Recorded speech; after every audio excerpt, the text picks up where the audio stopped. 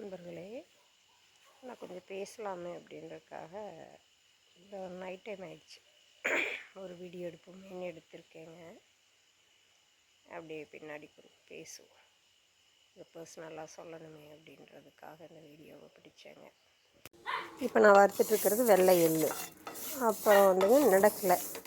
அடுத்தது இந்த ஸ்வீட்டுக்கானது அடுத்தடுத்து சில இன்க்ரீடியன்ட்ஸ் கூட போட்டிருப்பேன், ஆட் பண்ணியிருக்கேன். இதில் 4 பொருள் முக்கியமானது, கொஞ்சம் ஹெல்த்தியானதும் கூட. பால், வெள்ளை எள்ளு, நடக்கலை.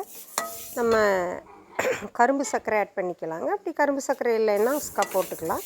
என்னென்னா அஸ்கா போட்டால் கொஞ்சம் தண்ணி மாதிரி வரும், அது கொஞ்சம் அந்த கண்டென்ட் கெட்டி இல்லாமல் ஒரு மாதிரி இருக்கும், நல்லாயிருக்கும். பட் டேஸ்ட்டு கொஞ்சம் டிஃப்ரெண்ட்டாக இருக்கும், அவ்வளோதான், வேறு ஒன்றும் இல்லைங்க.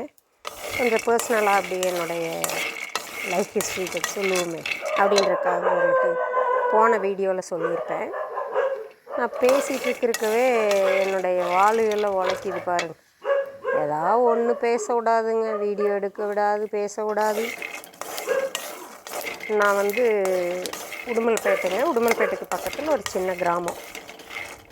நான் கொஞ்சம் படிச்சிருக்கேன், ஒரு 2-3 டிகிரிஸ் முடிச்சிருக்கேன். அதுக்கப்புறம் நான் டீச்சராக ஒர்க் பண்ணேன். இந்த டீச்சராக ஒர்க் பண்ணிட்டு அதுக்கப்புறம் சில பல விவசாயங்கள், அப்படியே டீச்சர் வேலையை விட்டுட்டு வீட்டுக்கு வந்தேன்.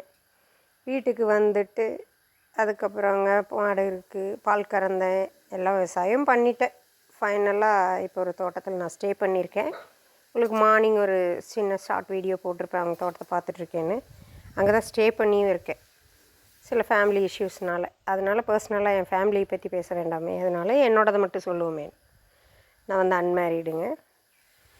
அதனால் உங்களுக்கு நெக்ஸ்ட் வீடியோவில் என்னோடய பர்சனலாக நிறைய இருக்கிறத அடுத்தடுத்து சின்ன சின்ன விலாக 1 or 2 days அந்த மாதிரி உங்களுக்கு டே பை டே உங்களுக்கு சொல்கிறேன், ப்ரீஃபாக சொல்கிறேன். என்னோடய டீட்டெயில்ஸ் என்னங்கிறது உங்களுக்கு கண்டிப்பாக ப்ரீஃபாக சொல்கிறேன். என்னோடய வீடியோஸை கண்டினியூஸாக பாருங்கள், அப்போ தான் நான் என்ன சொல்கிறேன், நான் யாருங்கிறது உங்களுக்கு தெளிவாக தெரியும். ஏன்னா கோல்டு கொஞ்சம் ஃபார்ம் ஆகிட்டதுனாலங்க அது உங்களுக்கு அடிக்கடி இருமல் வர மாதிரி வருது. இந்த ஸ்வீட் கொஞ்சம் நல்லா இருக்குங்க, டேஸ்டியாக இருக்கும், ஸ்வீட் டேஸ்ட்டாக இருக்குங்க, செஞ்சு சாப்பிடுங்க.